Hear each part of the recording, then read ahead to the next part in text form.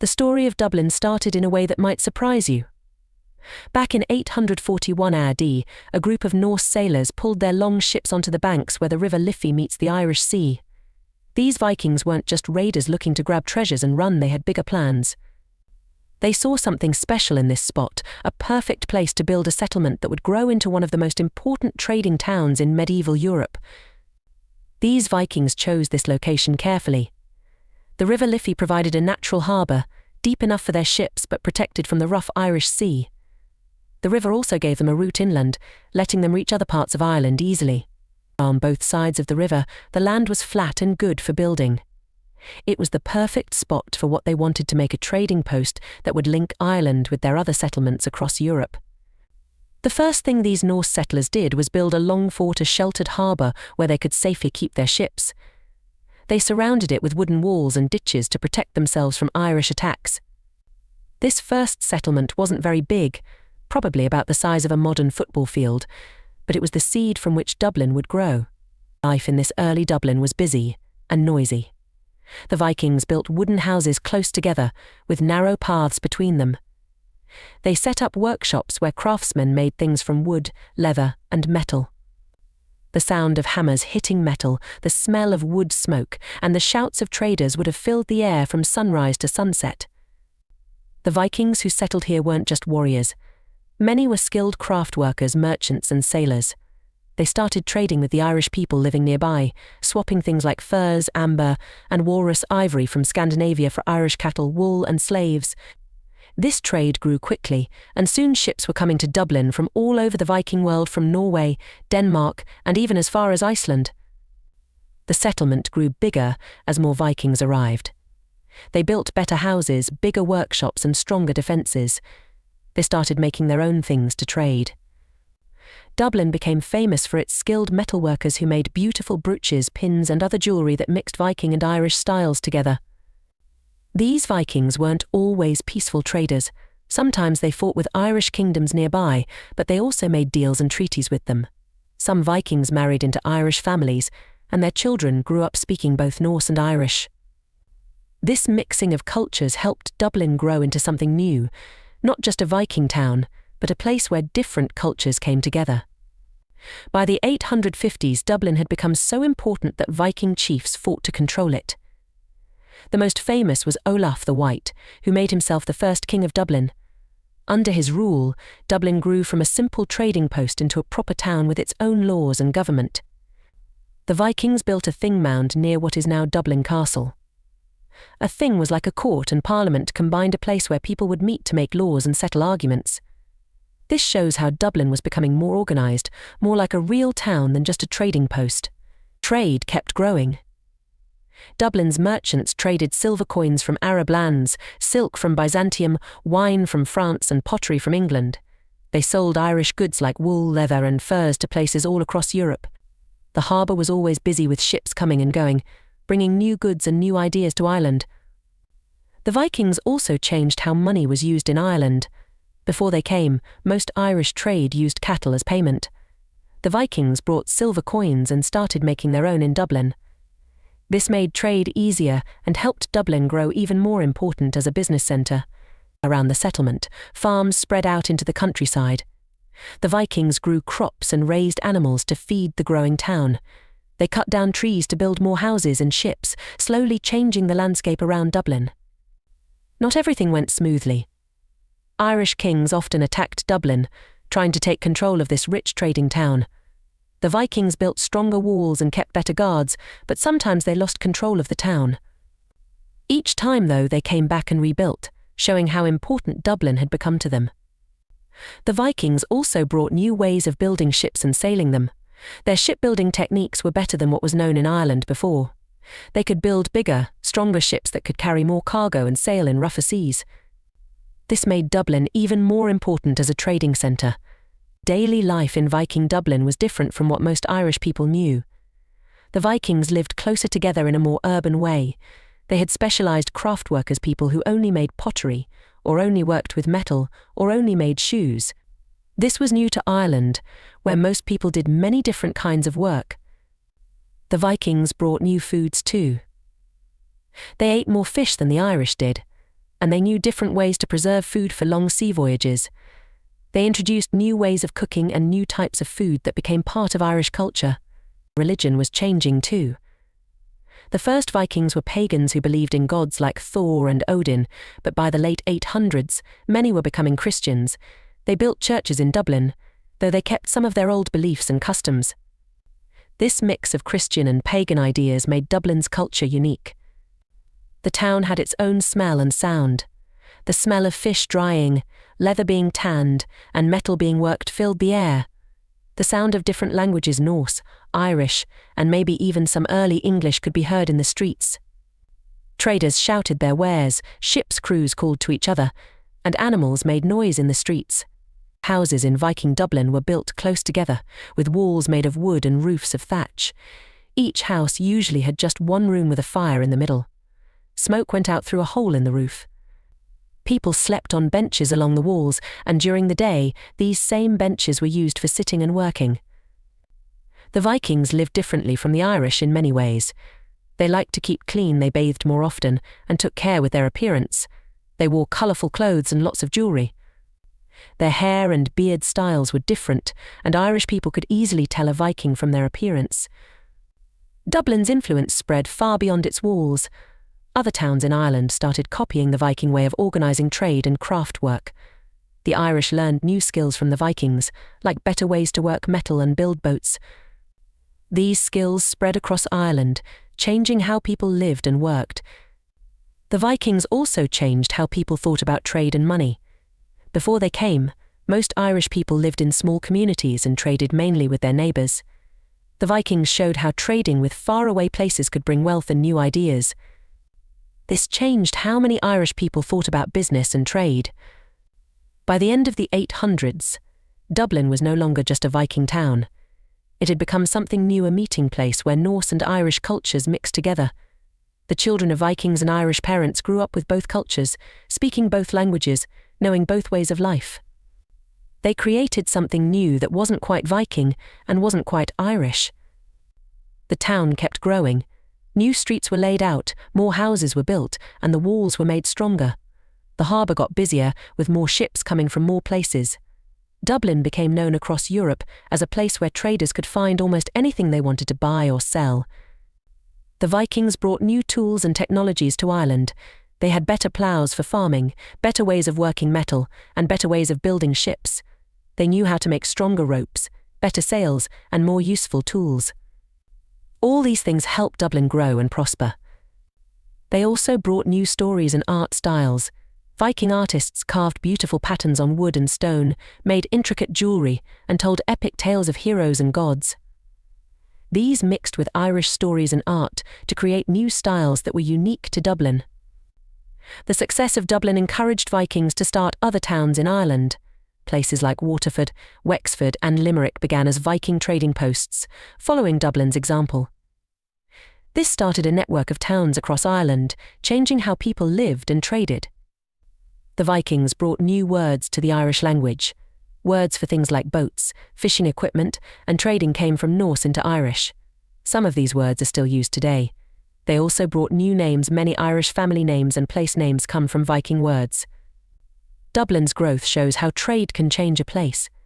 What started as a simple trading post grew into a busy town where different cultures met and mixed. The Vikings who started Dublin probably didn't know they were making something that would last for over 1,000 years. The thing that made Dublin special wasn't just its location or its trade, it was how it brought different people together. Vikings and Irish people learned from each other, traded with each other, and eventually became one community. This mixing of cultures made Dublin stronger and helped it survive when other Viking settlements disappeared.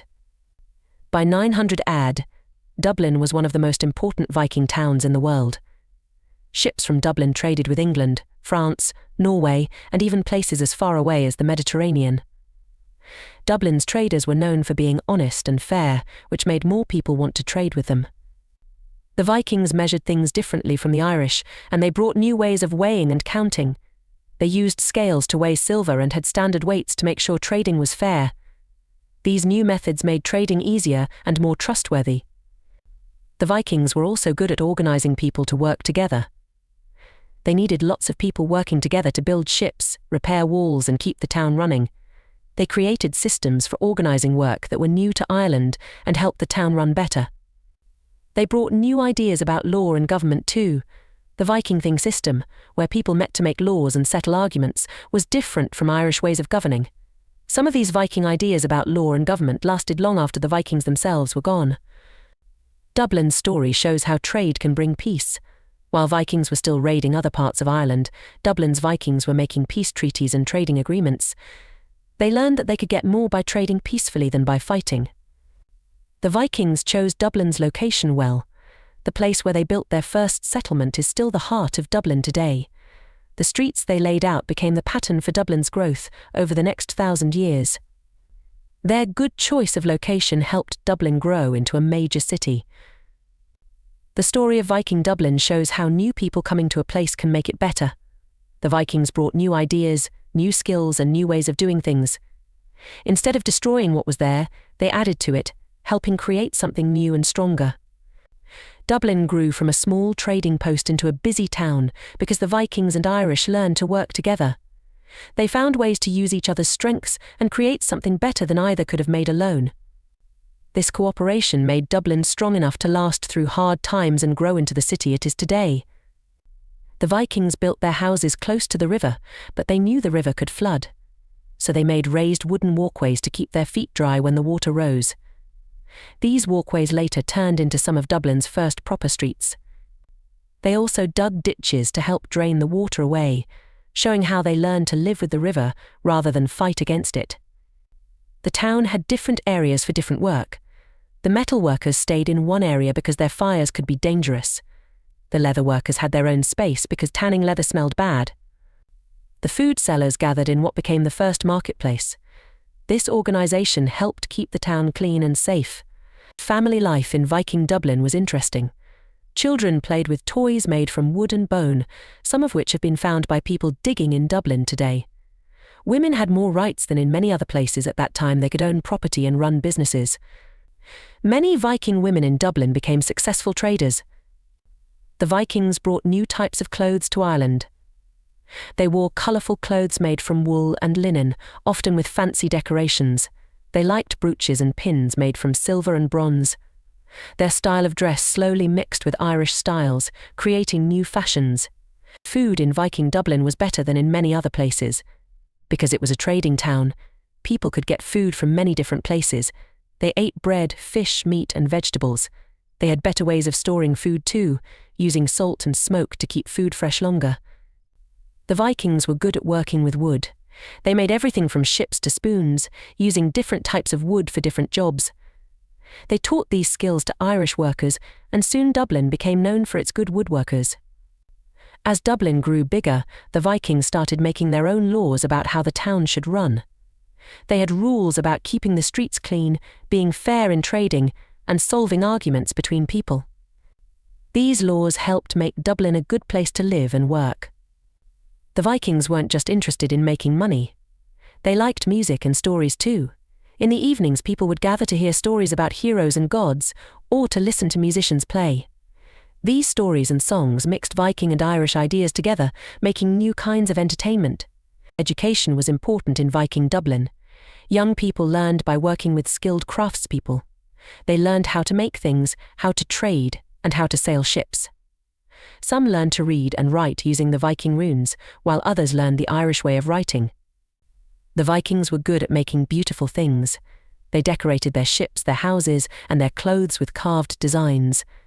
They made jewelry with complicated patterns that mixed Viking and Irish styles. These new designs showed how the two cultures were coming together. The Vikings brought new tools to Dublin. They had better axes for cutting wood, better needles for sewing, and better tools for working metal. These tools helped people work better and faster, making Dublin's workshops more successful. As more people came to live in Dublin, they built new houses outside the town walls. These areas became the first suburbs of Dublin. People living there grew food and raised animals to feed the people in the town centre. The Vikings taught the Irish people around Dublin new ways of farming. They had better ploughs and knew how to grow new types of crops. This helped feed the growing town and made the farms around Dublin more successful. By the end of the 800s, Dublin had become a proper town. It had walls, streets, a marketplace, workshops, houses, and a harbour full of ships. It was a place where people from different places could meet, trade, and live together peacefully. The story of Viking Dublin shows us something important. When people from different places work together and share their ideas, they can build something new and better. Dublin grew strong because the Vikings and Irish learned from each other and worked together. Today, when people dig in Dublin, they still find things from Viking times: tools, jewellery, coins, and parts of houses. These old things help us understand how people lived in Viking Dublin and how they built the beginnings of the city we see today. The success of Dublin encouraged other Vikings to start more trading towns around Ireland's coast. Each new town followed Dublin's example, mixing Viking and Irish ways of doing things. This helped spread new ideas and skills all around Ireland. The Vikings who built Dublin showed that you could build something lasting through trade and cooperation, not just through fighting. They left behind more than just buildings and streets. They left ideas about trade, law, and working together that helped Dublin grow into a great city. The end of Viking Dublin didn't come suddenly. Over time, the Vikings became part of Irish society. Their children and grandchildren thought of themselves as both Viking and Irish. The things that made Dublin special: its trading, its craft work, its mixing of cultures, kept going long after the Viking Age ended. What the Vikings started in Dublin in 841 grew into something bigger than they could have imagined. They started a town that would last for over 1,000 years, a place where people still trade, work, and live together just as they did in Viking times. When we look at Dublin today, we can still see signs of its Viking beginning. The streets in the old part of town follow the same paths the Vikings laid out. The place where they built their first harbour is still a busy part of Dublin's port. Their good choice of location helped Dublin grow into the city it is today. The story of Viking Dublin reminds us that good things can come from unexpected beginnings. What started as a Viking trading post grew into one of Europe's great cities, all because different groups of people found ways to work together and build something new. The town's growth led to new jobs that hadn't existed before. Some people became translators, helping traders who spoke different languages understand each other. Others became money changers, trading different types of coins from various places. There were people who worked as guards, keeping the peace in the busy streets and watching the walls at night. The Vikings didn't keep their knowledge secret. They taught Irish people how to build better ships, how to navigate using the stars, and how to trade in distant places. This sharing of knowledge helped both groups become more successful. The houses in Dublin got better over time. The first houses were simple wooden buildings, but later ones had stone foundations and better roofs. People learned to build houses that stayed warmer in winter and didn't leak when it rained. They made glass windows to let in light while keeping out the cold. The Vikings brought new games to Dublin. They played board games like Echtatafel, a strategy game a bit like chess. They taught these games to their Irish neighbours, and soon people all over town were playing them. Parts of these game boards have been found by people digging in old Dublin. Dublin's harbour was always changing. The Vikings kept making it better, building new docks and warehouses as more ships came to trade. They built cranes to lift heavy things off ships and storage buildings to keep goods safe and dry. Children in Viking Dublin grew up speaking 2 or 3 languages. They learned Norse from their Viking parents, Irish from playing with local children, and some learned Latin from Christian priests. This made them very good at trading when they grew up. The Vikings brought new ways of preserving food. They were good at smoking fish and meat, and they knew how to make butter and cheese last longer. They taught these skills to Irish people, changing how food was stored and traded in Ireland. As Dublin grew, people started making written records of trading deals and laws. Some wrote in Norse using runes, others in Irish using Ogham, and some in Latin using Roman letters. This mix of writing systems shows how different cultures worked together in Dublin. The Vikings had skilled boat builders who could make different kinds of ships. Big ones for trading, smaller ones for fishing, and fast ones for sending messages. They taught Irish workers how to build these different boats, making Dublin famous for its shipbuilding. The town had people who fixed things. They mended clothes, repaired shoes, and fixed broken tools. These repair workers helped people keep their things working longer, making life in Dublin more comfortable. Some Vikings became farmers, learning from Irish farmers how to grow crops in Ireland's weather. They mixed their farming knowledge with Irish methods, finding better ways to grow food and raise animals.